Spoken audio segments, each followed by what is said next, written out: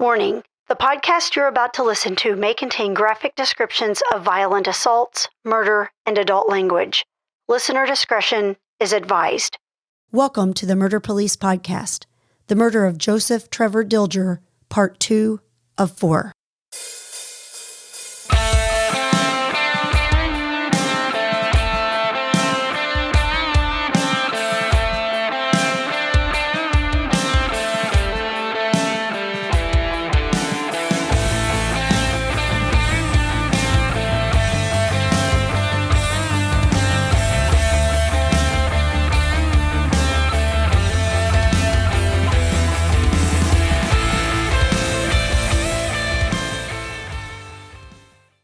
So if that ignitable liquid is not where you gathered or where wasn't burned in this case, such as if it wasn't poured there, do you just not find anything? Well, just because a sample does come back negative doesn't mean it wasn't there. We could take the sample in the wrong spot. It could have been completely consumed during the fire. This particular seat, the material of it, it was a foam. I was fairly certain we had a good sample, and our lab results would confirm that. What was it confirmed to be? It was confirmed to be gasoline. Gasoline. Real quick, just do you ever use dogs? Are there dogs that can help with this type of work? We do have a Lexington Fire Department used to have a canine. It was an ATF, Alcohol, Tobacco, and Firearms canine. Lexington doesn't have that anymore. There is an ATF dog that can be used across the state. It's in Bowling Green, Kentucky. There's a handler there. That's a pretty good trip to Lexington then. That takes some time to get them there. So we go to the bay, and the coroner has assisted in removing the body. What do you do at this point to even begin to identify who your victim is, and have you gone yet to talk to the vehicle owner? We started that process that evening or early morning hours. It was Monday morning by now. It was actually Labor Day.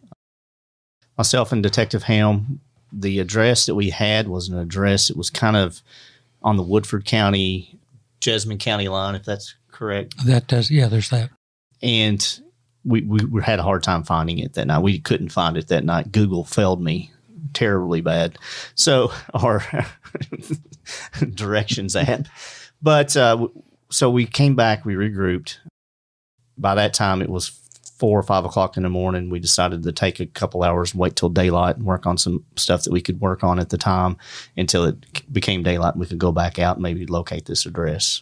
So the car hadn't been reported stolen, or had it? No, the car hadn't been reported stolen. That Monday we were able to locate the address of the last registered owner, which she didn't live there anymore. It was a farm. It was a small farm, horse farm. We talked to the owner, and he had given us, he knew the person we were talking about because she used to live on that farm. And he said that he would have to get in touch with some friends to have her get in touch with me. So not long after I left that farm, she did, in fact, call me and inform me that she had sold the car to Mr. Dilger, and that he just hadn't transferred the car over into his name. So it was, in fact, his own car. The victim was in his car. That's correct. So at this point, did you have his name? Did you know who he was? Or were you thinking, I have victim X and I know a Mr. Dilger owns the car? Or did your suspicions let you think it was the same person? Well, from that point, I mean, we thought maybe it was him, but obviously we couldn't say for sure because we didn't have an identification on the body. So I immediately got his parents' address, or got the last known address for him here in Lexington, and I went to that location and spoke with his parents. And then from that point in time, we were pretty confident that it was, in fact, going to be Trevor. As far as the other identification and everything, where is the autopsy timing into all of this while you're doing these things? And did you and Brandon go to the autopsy, or who did? I did not go to the autopsy. Our forensic service unit would have went and taken photos, and as well as the medical examiner. Chris may have went to the autopsy too. Yeah, anytime we have a fire death, fire arson investigator goes to the autopsy, and I actually did go to the autopsy on this. And the reason is when we talk about an arson charge, if an individual is inside, arson uses the word building, but a building also encompasses a vehicle. When you look at the definition, arson. So this would be a building. And if the victim was alive at the time of the fire, and died from the fire, the charge would be an arson first charge, which is a Class A felony. So we attended the autopsy to determine if Dilger was alive at the time of the fire or not. And through that autopsy, we did determine that he was deceased prior to the fire being set. Another reason I wanted to go there is I wanted to take additional fire debris samples. There were some clothing, articles of clothing that were still on him. I think his socks, a piece of his sock was still on his leg. The band from his shorts was still on him partially, and the area around his shirt collar, there was a little bit of clothing. And I took 3 different samples, and the reason I did is because arson, you have to take in consideration the intent to destroy a building. And sometimes showing that intent can be a challenge, or proving that intent. And the reasoning behind taking 3 different samples, and if all 3 of them were positive for an ignitable liquid, then to me, and possibly to the jury, it would show that their intent was to really get rid of this victim's body to the best of their ability, and they doused the body completely. So that was the reason I took the samples, and all these were sent to the lab.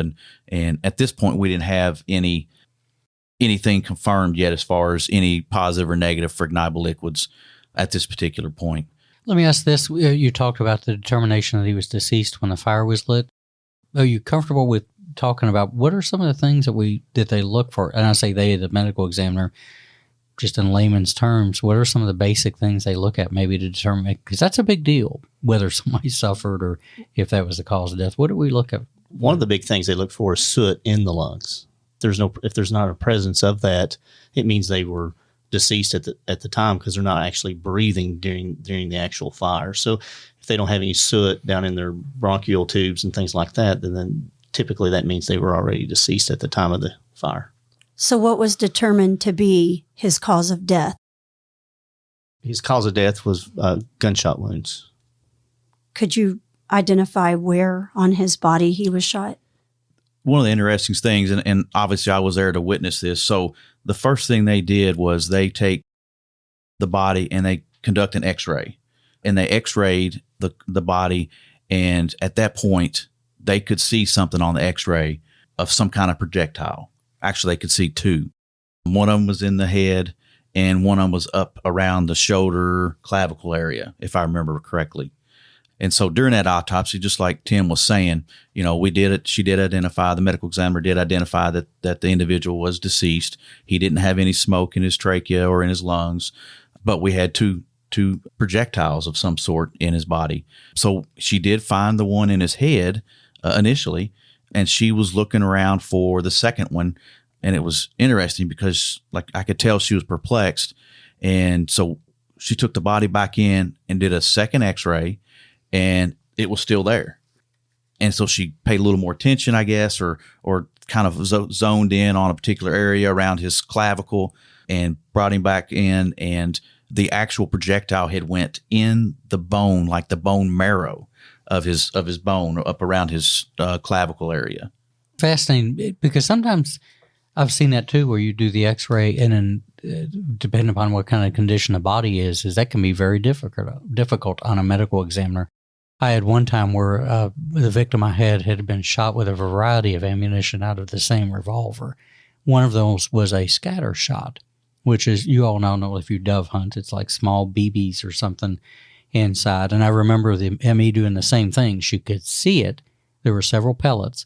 And then she would start to search the body cavity, the thoracic region, and then she couldn't find them and wheeled back in there. And it's not as easy as TV makes it out to be, for sure.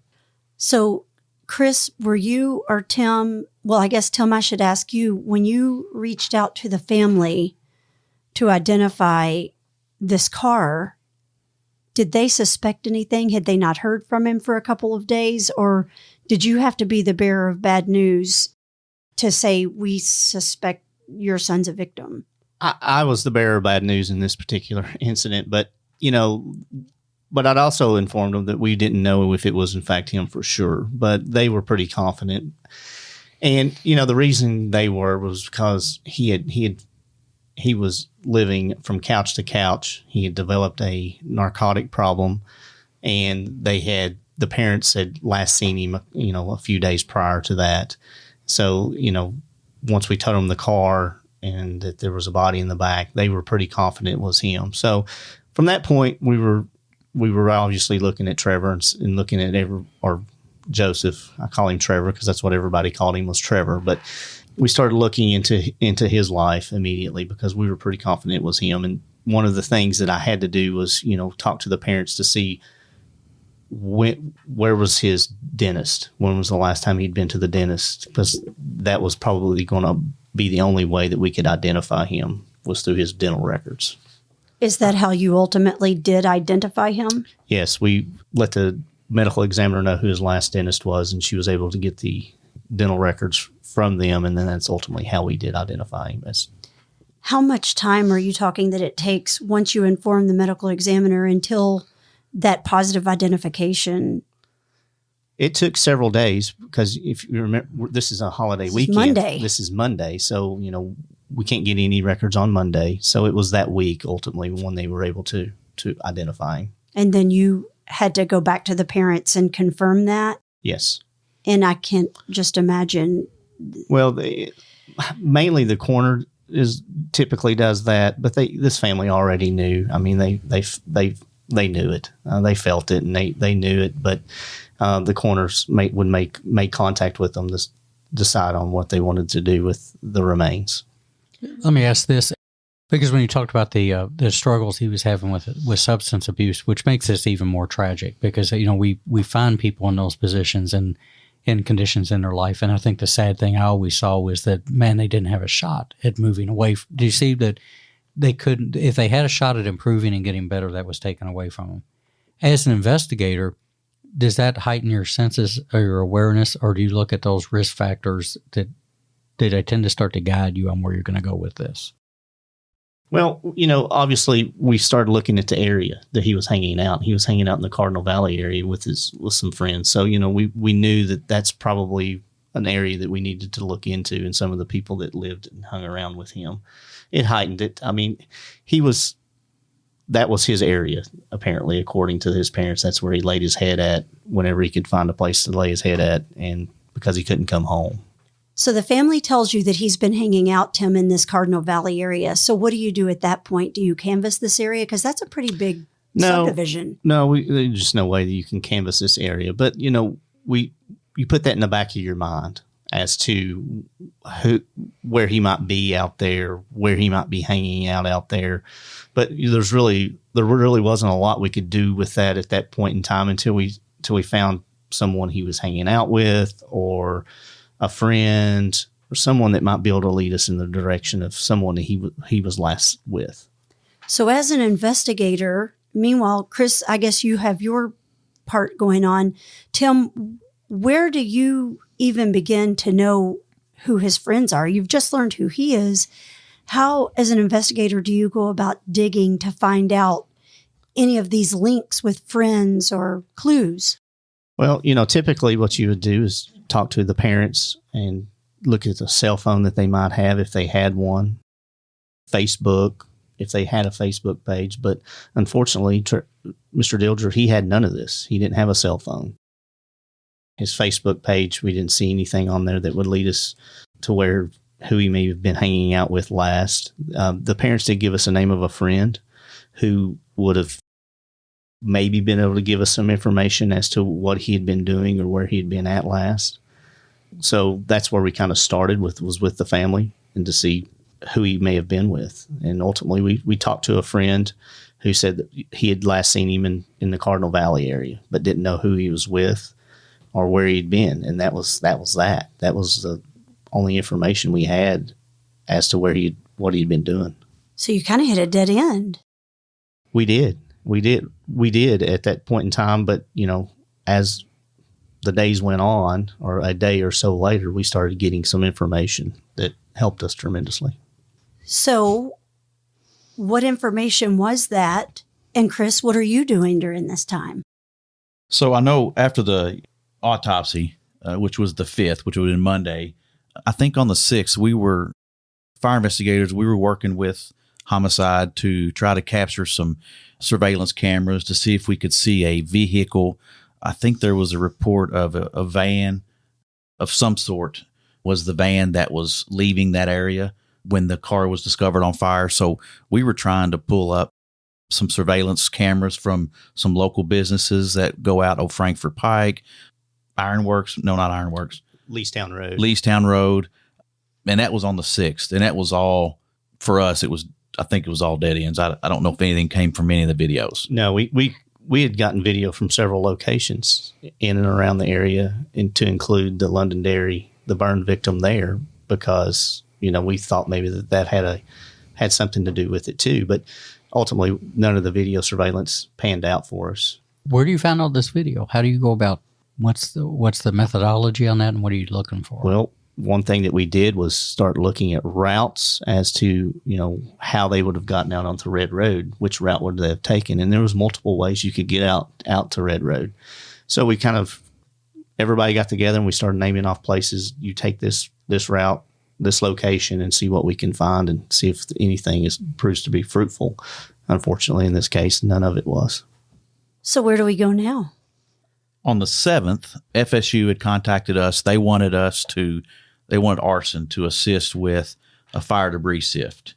And basically what that is when you go through all this fire debris that's inside this car and you methodically pull it out, you sift it, and you look for anything of evidentiary value, even to the smallest piece of evidence that could possibly be in there. So to do that, and again, this vehicle, keep in mind, it's at a secure spot. It's in a building. It's got great lighting, which gave us the ability to do a very thorough, controlled environment, atmosphere. So we called the ladder company to come out to assist us with the removal of the top and the doors. And that way we don't have anything obstructing our ability to go in there and dig and do our sift. So what we did was we took the vehicle, and this is common on any fire scene if we have to get that meticulous with debris sifting, but we divided it into quadrants. We divided the vehicle into 4 quadrants. So the front seat, driver's seat was A, the passenger seat was B, back seat behind the passenger was C, and then the back seat behind the driver was D. And so 2 investigators, myself and Laura Harrison, we worked on the driver's side of the vehicle, and then Lieutenant Johnson and Lieutenant Blanton worked on the passenger side of the vehicle. And so now we've got this vehicle wide open. We don't have anything obstructing us. We even were able to remove the seats because we wanted to basically get all the way down to the pan of the vehicle and get every single piece of debris. And keep in mind, by this time, we know our victim has been shot twice. So we're looking for anything. We're looking for a gun. We're looking for shell casings. And again, as an arson investigator, we're looking for any ignitable, anything that could be used to ignite the fire. Because again, we still want to find any evidence that's going to help support our arson charge. So we begin this process, and Laura and I are working in the front, and I'm almost finished with the front, and I look up, and there's a shell casing right underneath the emergency brake. After I'd removed some debris, it kind of shook the debris off of it and exposed this shell casing. So we document all that. Lexington FSU photographs it. We pull it out. And so we finished the front seat. We didn't find anything else of evidentiary value. I think Lieutenant Johnson and Lieutenant Blanton ended up finding some dog tags, found a wallet, and I think they found a couple other things not really of evidentiary value. And then when I got to the back seat, my second to last handful of debris, and it was on the seat. I put the second to last piece of the handful of debris in the screen, and Laura goes through there, finds the second shell casing. And so at that point, we're able to identify the shell casings as being a .380 caliber. So that information in itself was good. Now we know what type of firearm was used to kill our victim. And then Lexington Police, and Tim, you can explain this more as far as the ballistics, I'm sure, what they did with the shell casings. Let me jump in real quick because you said you found a wallet. I think we've got pictures. I want people to see what it looks like to look in that car while you had to do a sift. A lot of people will hear you say that and say, well, duh, you could have seen a wallet out there with a flashlight. I don't think people appreciate what these things look like when they've been burned that bad. So that's a lot of work. These things just don't pop out, I guess is what I'm getting at. Well, no, you got to remember all the interior of the car and the seat, everything just comes down and, and just in a pile and covers all this stuff up. Are there things that can happen, Chris, during a vehicle fire like that to different parts that tell you different stories? Like when glass breaks or when it melts or anything? Yeah, the interesting thing about a vehicle fire is one of the telltale signs if a fire starts in the engine compartment or the passenger compartment is the way the windshield fails. If the fire is in the engine compartment, per se, the windshield will fail at the bottom. And so then the top of the windshield, it will be a hinge. And then typically that windshield will fall straight down.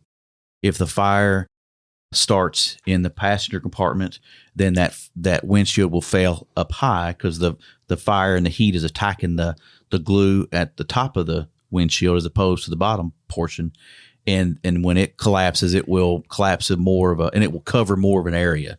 It doesn't just fall straight down. It kind of falls at an angle as your windshield is in your vehicle at an angle. So that's one fire pattern that's used to try to identify, again, the area of origin or the origin that the fire starts in.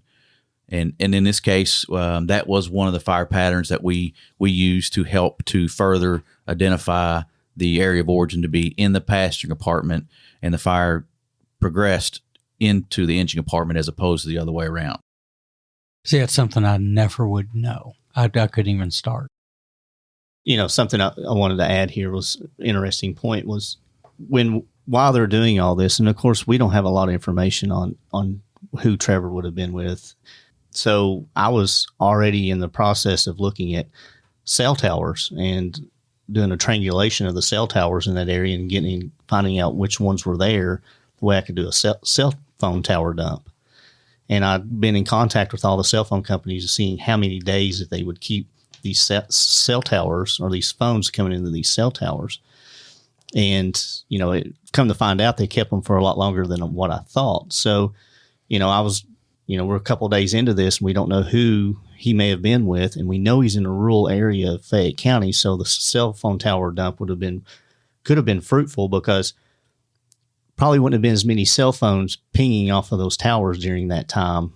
But it was a holiday weekend, but where the cell towers were. So I was already in the process of looking at that, which would have been a huge amount of data if you've ever seen anything like that. You've got everybody that uses a cell phone bouncing off a cell phone tower. So it would have been something we would have had. But ultimately, I didn't have to do that. But that was something I was looking at doing because we were running out of information on this. Is there a process you have to follow to get that information? Yes, you have to fill out a search warrant, get a judge to sign it, and then ultimately send it to the cell phone company. And depending on how much data you want to narrow it down, you want a time frame. So we kind of had a time frame because of the witnesses out there knew the time of the fire. But even with a 45-minute hour window, you're still looking at a tremendous amount of data that you're going to have to sift through.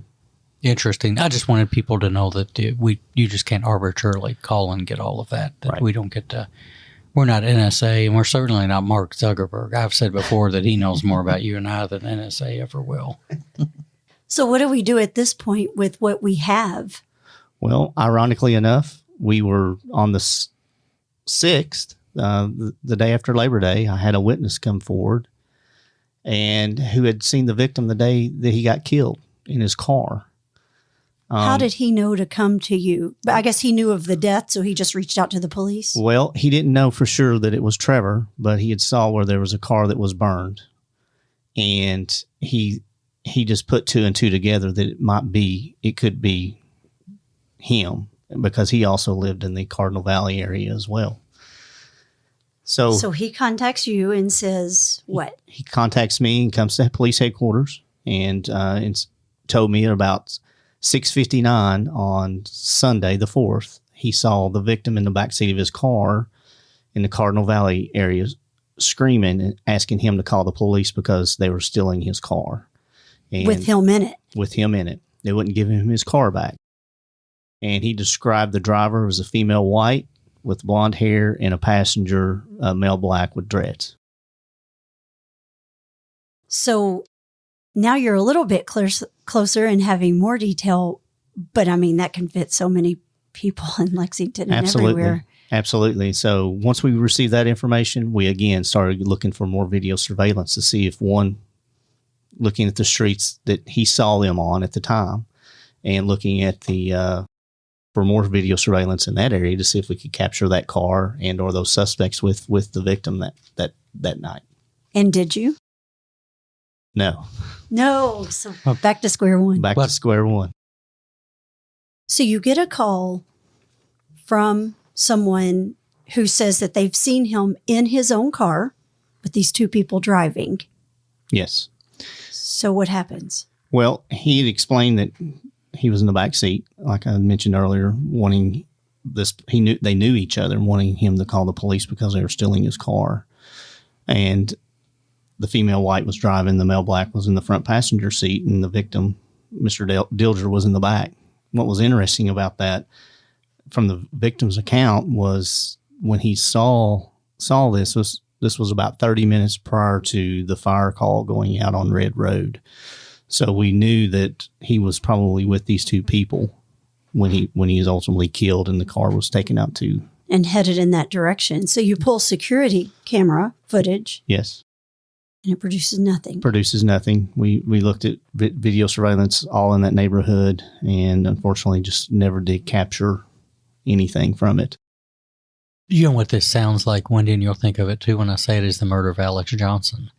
Where there was a struggle in a car and it was witnessed and how it was right in that close immediate time frame of how that wound up. And he also was in the backseat of the car. Wasn't his car, but he was in the backseat of the car. But that's a nice stroke of luck, though, to have somebody come forward with that. That's tight stuff. That's the stuff you pray for.